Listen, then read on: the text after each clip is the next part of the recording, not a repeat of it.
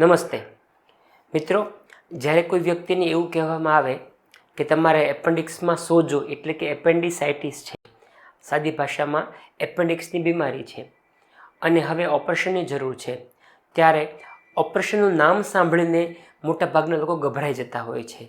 એમાં એક કારણ એવું પણ હોય કે દર્દીને ખ્યાલ નથી એક્ઝેક્ટલી એમાં મને શું કરવામાં આવશે.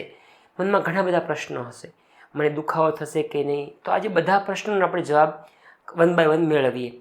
પહેલી વાત સમજીએ કે એપેન્ડિક્સ એ શું છે અને એપેન્ડિસાઇટિસ શું છે. તો એપેન્ડિક્સ એ આપણા શરીરમાં નોર્મલી આવેલો એક ભાગ છે.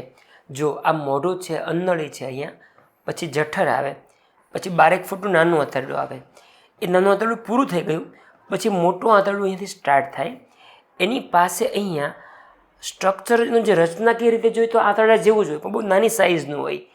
આટલું આનું એપેન્ડિક્સ અહીંયા હોય. તો ઝૂમ કરીને જોઈએ તો આ રીતે દેખાય.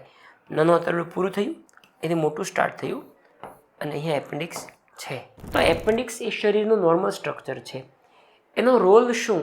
તો બહુ વિશેષ રોલ તો નથી હોતો, પરંતુ પાચન માટે જરૂરી હેલ્ધી બેક્ટેરિયામાંથી અમુક ટકા બેક્ટેરિયાને અહીંયા સંગ્રહ કરે. બહુ મોટો કોઈ રોલ નથી રહેતો. એ કાઢ્યા પછી કોઈ મોટો પ્રોબ્લેમ થાય એવું પણ થતું નથી. હવે એપેન્ડિસાઇટિસ એટલે શું?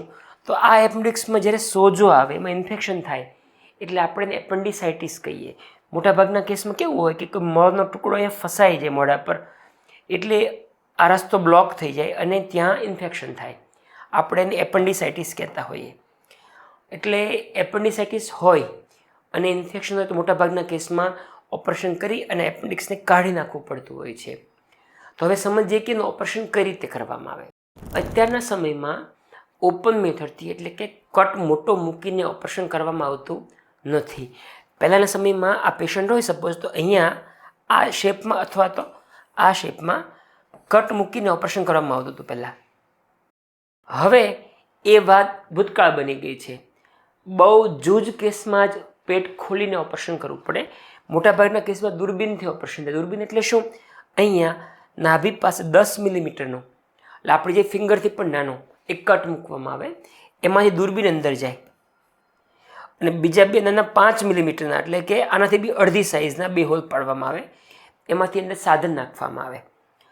ઘણીવાર આ હોલ એક અહીંયા હોય ને બીજા એક હોલ અહીંયા, એક હોલ અહીંયા પણ પાડવામાં આવે. અને જગ્યામાં ફેરફાર હોઈ શકે, પરંતુ વસ્તુ સેમ રહે.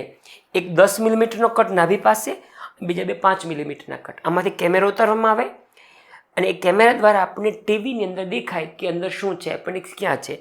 ડૉક્ટર આમાંથી સાધન અંદર નાખી અને ઓપરેશન કરતા હોય છે.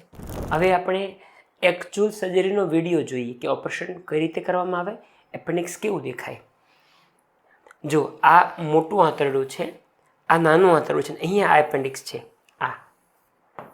આ સાધન અંદર નાખેલું છે અને તે એપેન્ડિક્સને પકડી અને અહીંયા બાજુમાં એપેન્ડિક્સની લોહીની નસો અહીંયા હશે. આ બધી એ નસોને આપણે બાળવી પડે. આ સાધન છે એનાથી નસોને બાળી દઈએ આપણે અને પછી એપેન્ડિક્સને અહીંયાથી કટ કરી નાખીએ આ જગ્યાએથી એમ. તો એ આ લોહીની નસ છે એપેન્ડિક્સની અને આખું એપેન્ડિક્સ છે, એમાં સોજો છે. હવે એપેન્ડિક્સને 2 જગ્યાએ બાંધી સીધેથી કાપી નાખીએ આ રીતે અને પછી આપણે એને બહાર કાઢી લઈએ બેગની અંદરથી. એટલે ઓપરેશન આપણું પૂરું થઈ ગયું. અને ઓપરેશન કર્યા પછી આ એપેન્ડિક્સ બહાર કાઢીએ એટલે આ ટાઈપનું દેખાય. આ ઇન્ફેક્શનવાળો ભાગ છે, અહીંયાથી આપણે એને કટ કર્યો છે. નિશાન કેવું રહે? તો આ રીતે બહુ નાનું નિશાન હોય છે એકચ્યુઅલી. આ જે કેમેરો નાભી પાસેથી નાખ્યો છે એ નિશાન છે અને બાકીના આ નિશાન. ઘણીવાર તો અમે એવું જોઈએ કે દર્દી વર્ષ પછી કોઈ બીજા કારણથી આવે, નિશાન દેખાય પણ તમને નહીં. મોટાભાગના કેસમાં પ્રોબ્લેમ નથી આવતો. ઓપરેશન કર્યા પછી મોટાભાગના કેસમાં દર્દીને સેમ ડે સાંજે આપણે મોડેથી હળવો ખોરાક શરૂ કરતા હોઈએ અને નેક્સ્ટ ડે રજા મળી જતી હોય છે. બહુ મોટા કોમ્પ્લિકેશન આજકાલ જોવા મળતા નથી. જો એપેન્ડિક્સમાં ઇન્ફેક્શન બહુ વધારે હોય, બહુ ખરાબ ચોટેલું હોય તો ટેમ્પરરી પેટમાં નળી મૂકવામાં આવે, જેમાંથી 2 કે 3 દિવસ બગાડ બહાર આવે પછી નળી કાઢી લેતા હોઈએ. એ સિવાય બીજા કોઈ ઇસ્યુ રહેતા નથી.